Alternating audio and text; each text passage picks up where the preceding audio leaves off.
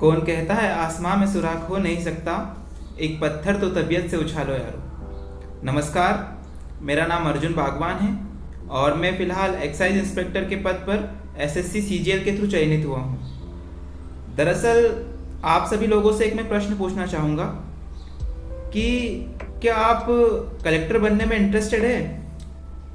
जी, आपका जवाब होगा हाँ। कलेक्टर बनने में कौन इंटरेस्टेड नहीं होता है, और होना भी चाहिए।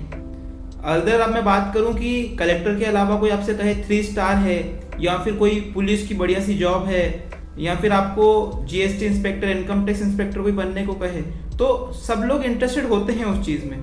लेकिन मैं आपको बता दूं, यहाँ आपकी गलती मान सकते हो आप इसको, कि आप इंटरेस्टेड हो वो तो अच्छी बात है, लेकिन आपको ज़रूरी नहीं कि आप अगर कलेक्टर बनने में इंटरेस्ट हो या फिर आप जीएसटी इंस्पेक्टर बनने में या कोई ऑफिसर बनने में इंटरेस्ट हो तो आपकी जॉब लग ही जाएगी।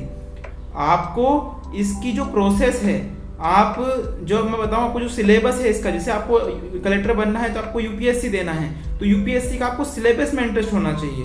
तो मैं आप सभी लोगों को यही बताने आया हूँ कि अगर आप यह चीज़ समझ गए कि किसी पोस्ट में इंटरेस्टेड होने से वो नहीं मिलेगी, लेकिन अगर आप उस जो पोस्ट की जर्नी है, फॉर एग्जांपल आईएएस की जो एग्जाम है यूपीएससी, उसके अंदर जीएस बहुत आता है, तो आप हिस्ट्री, पॉलिटी, इकोनॉमी इस तरीके से उसमें इंटरेस्टेड हो। सिमिलरली मैं बात करूं आप एसएससी में, जैसे आप ऑफिसर बनना चाहते हो, तो आपको केवल वो जो पोस्ट है उस पर ध्यान ना देते हुए सिलेक्शन के टाइम आपका जब एग्जाम सिलेक्ट करो आपकी मुझे एसएससी करना है, यूपीएससी करना है, रेलवे देना है, बैंक देना है या पटवारी देना है, तो आपको यहाँ समझना होगा कि आपको जो उसका सिलेबस है उसमें आपका इंटरेस्ट होना चाहिए। और इंटरेस्ट से मेरा मतलब यह नहीं है आपको पढ़ने में बहुत उसको मजा आए या कुछ हो।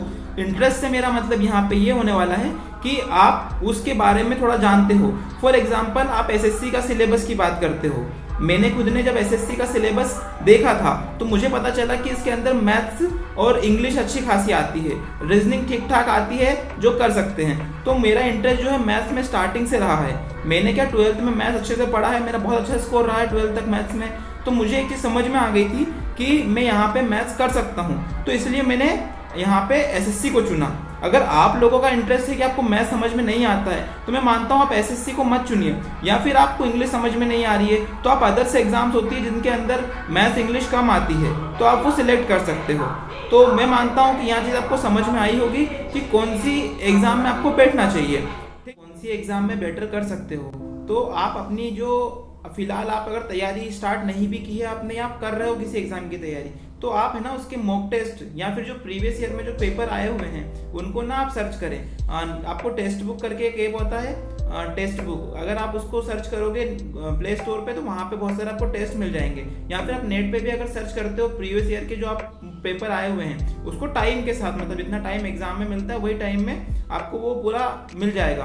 तो आप वहाँ टेस्ट देके देखिए। अगर मान लो आपने भी तैयारी स्टार्ट नहीं की किसी भी एग्जाम की, तो अगर आप उसमें एग्जाम में मान लो 100% में से 30 या 40% स्कोर कर लेते हो, जैसे जो भी सब्जेक्ट आए हैं, आप अगर 12th क्लास में हो मान लो फिलहाल, या 12th आपने पास कर ली और आप गवर्नमेंट जॉब की तैयारी कर रहे हो, तो एटलीस्ट आपको 30% तो सिलेबस बनना ही चाहिए उस एग्जाम का, आपको इतने मार्क्स तो आने ही चाहिए। अगर आप कॉलेज वगैरह कंप्लीट कर चुके हो तो मैं मानता हूँ आपको 40 to 50% जो है वो चीज़ें उसकी आनी चाहिए, तब जाके आप 1 से 2 साल में सिलेक्शन ले पाओगे, है ना। तो आपके लिए वो एग्जाम इजी रहेगी, ठीक है। तो आपको एक चीज़ याद रखनी है कि आपको हैफेजर्ड नहीं करना है, चीज़ों को फैलाना नहीं है। सिलेक्शन की गारंटी ज़रूर होगी, लेकिन आपको अपनी तैयारी पुख्ता करनी है। मैं अपना खुद का भी बताऊं, जब मैंने एसएससी की एग्जाम शुरू की और मैंने पहला जब मेरा मॉक लगाया था, जब मैंने तैयारी स्टार्ट भी नहीं की थी और मैंने मॉक दिया था, तो मेरे 200 में से जो है 90 नंबर आए थे उस एग्जाम में। तो आप समझ सकते हो कि मैं कहीं ना कहीं 50% लोगों से वैसे ही आगे हो गया था। तो मुझे इतने एफर्ट नहीं लगाने पड़े 130 140 स्कोर करने में। सिलेक्शन के लिए 150 प्लस अगर स्कोर है आपका तो हो जाता है अच्छे से, तो मुझे इतने एफर्ट नहीं लगाने पड़े। हालांकि तैयारी में 2 से 3 साल लग गए क्योंकि वो कोविड का फेज भी हुआ और सब चीज़ें होती हैं, लेकिन जो लोग पंचवर्षीय योजना बना लेते हैं एग्जाम को, वो होता यही है कि वो उस एग्जाम को चुनते हैं जहाँ पे वो बिल्कुल जीरो है। तो आपको ये समझना होगा कि बहुत सारे लोग आपसे आगे हैं फिलहाल भी उस एग्जाम में, तो आपको बिल्कुल भी ये नहीं करना है कि एग्जाम में मान लो बैठे हैं, आज पटवारी का पेपर, मान लो अभी पटवारी का पेपर चल रहा है तो अभी 2 महीने पटवारी का पेपर कर लिया, उसके बाद फिर 2 महीने बाद पता चला एसएससी की एग्जाम आ जाएगी तो 2 महीने पटवारी पढ़ने के बाद 2 महीने एसएससी का पढ़ लिया।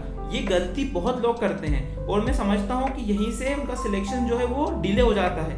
तो आपको समझना होगा कि आप एक तैयारी को चुनिए। आपको मान लो एसएससी समझ में आता है ना, तो आप एसएससी की ही तैयारी कीजिए। आप फुल फोकस होके, अभी जैसे एसएससी का आने वाला है, जुलाई में पेपर है जैसे, उसके बाद फिर सितंबर में मेंस अगर उसका होगा, तो आप है ना अभी से एसएससी की तैयारी कर रहे हैं तो उसी की तैयारी में लगिए। आप सारी एग्जाम को छोड़िए। आपको अगर देना है कि आपको पटवारी देना है, बैंक का कोई एग्जाम देना है, रेलवे का कोई एग्जाम देना है, तो आप फॉर्म भरिए उसका, वो एग्जाम देने चले जाइए। लेकिन मैं मानता हूं आपको पढ़ना केवल एक ही एग्जाम का है। जैसे आपने एसएससी में फॉर एग्जांपल लेता हूं, एसएससी का आपने चुना कि एसएससी पढ़ना है, तो आप एसएससी पढ़िए। मेरे साथ भी सेम चीज हुई थी, मैंने एसएससी का ही एग्जाम का पढ़ा है। इसके बाद मैंने रेलवे में एग्जाम दिया है, तो रेलवे मेरा क्वालिफाई हुआ है, फाइनल सिलेक्शन। उसके बाद जो एफकेट होता है डिफेंस में, वो एग्जाम मेरा क्लियर हुआ है, सीपीओ मेरा क्लियर हुआ है। उसके बाद जैसे मेरा एमपीपीएससी मैंने एक बार पेपर दिया, तो मुझे पता चला एमपीपीएससी में अपना इंटरेस्ट नहीं है, अपने से जीएस नहीं हो पाएगा। तो सीधी सी बात है, जिसमें आपका इंटरेस्ट नहीं बन रहा है, आपको लगता है कि आप नहीं कर पाएंगे, तो उसे आप मत करिए, है ना। जो आप कर सकते हो कि सिलेबस मिलता जुलता है, जनरली उसी का एग्जाम दीजिए, उसी में आपका सिलेक्शन होगा, है ना। तो आपको ये गलती बिल्कुल नहीं करनी है कि 4 महीने इसका पढ़ लिया, फिर 4 महीने उसका पढ़ लिया। देखो लंबी प्रोसेस है एग्जाम, कोई भी एग्जाम साल भर तो एक बेस बनाने में चाहिए रहता है आपको, इतना कंपटीशन है। लेकिन अगर मैं बताऊं, आपने साल भर ईमानदारी से किसी एक एग्जाम का पढ़ लिया और उसके बाद आपका एग्जाम आता है और बढ़िया आपने तैयारी करी हुई उसकी, तो मैं मानता हूं आप जरूर सिलेक्शन उस एग्जाम में लोगे। मैं खुद भी 4 से 5 गवर्नमेंट एग्जाम में फाइनल सिलेक्शन ले चुका हूं, और मुझे लगता है यहां सब पॉसिबल हो पाया है मेरा एक ही जगह डिटरमाइंड होकर पढ़ाई करने से। मैं कहीं भी भटका नहीं हूं एग्जाम में ना। मेरा एसएससी का मेन टारगेट था, तो मैंने एसएससी को इतने अच्छे से पढ़ लिया कि सारी एग्जाम का मेरा लेवल बन गया। मैं जिस एग्जाम में बैठता हूं ना, वो क्वालिफाई हो जाती है। तो आप लोगों को भी यही करना है कि एक एग्जाम को चुनिए और उसी में फोकस रहिए। ज्यादा हैफ-एजर्ड मत करिए, चीजों को टू द पॉइंट रखिए। कोई कुछ भी कहे, आपने 8 10 दिन का समय आप लीजिए। भले ही आपको मैंने बताया मॉक टेस्ट जो है वो आप दे सकते हो ऑनलाइन प्लेटफॉर्म से किसी से भी, और वहां से आप अपनी एनालिसिस करिए कि आप किस चीज में बेटर कर रहे हो। अगर आप पहले से प्रिपरेशन कर रहे हो ना, तो उसी चीज में आपका इंटरेस्ट बन गया होगा। मैं मानता हूं आपका 40 to 50% एटलीस्ट आना ही चाहिए उस एग्जाम में, है ना। और धीरे धीरे आप उसको इंप्रूव कर लोगे। और आगे अगर मैं बात करूं, तो मैं नेक्स्ट वीडियोस में आपको बताऊंगा मेरी स्ट्रेटजीज कैसी रही है पढ़ने के लिए, और मैं आपको बुक्स भी सजेस्ट करूंगा। जैसे सिलेबस लगभग सेम होता है, इंग्लिश, मैथ, रीजनिंग, जीएस जो हर एग्जाम में पूछा जाता है, तो मैं आपको एक सिलेबस बता दूंगा किस तरीके से आप पढ़ सकते हो। और एसएससी जो है अपकमिंग, अभी जुलाई में पेपर होने वाला है, तो मेरी कोशिश रहेगी कि जिस तरह से मैंने अपना सिलेक्शन लिया है बहुत सारे एग्जाम्स में, मेरे से कनेक्ट रहकर आप लोग भी सिलेक्शन ले पाए। तो मैं एसएससी का जो पूरा पैटर्न आने वाला है, क्योंकि 2021 के बाद से कुछ चेंजेस हुए हैं पेपर में एसएससी के भी, तो मैं आपको पूरा पैटर्न समझाऊंगा और आप अपना जो तैयारी है उसको आप बूस्ट कर पाओगे। तब तक के लिए मेरे साथ जुड़े रहिएगा। मेरी कोशिश रहेगी कि आप सभी का सिलेक्शन हो और आपका जो माता पिता का सपना है वो आप पूरा कर पाएं। तो तब तक के लिए जुड़े रहिए अचीव योर ड्रीम के साथ।